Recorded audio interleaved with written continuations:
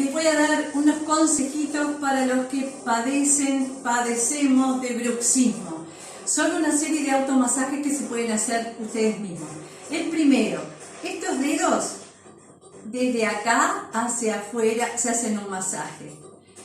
Siguiente, desde donde nace la oreja hacia abajo como una V, un masajecito hacia abajo.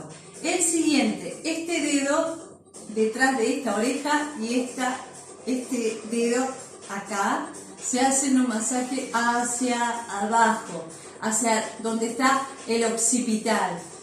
¿Tá? Y el último es desde debajo de la oreja, con estos dos dedos, hacia la clavícula, se hacen un masaje ahí, o varios, y eso les va a aliviar muchísimo los dolores por bruxismo. Valeroica es salud.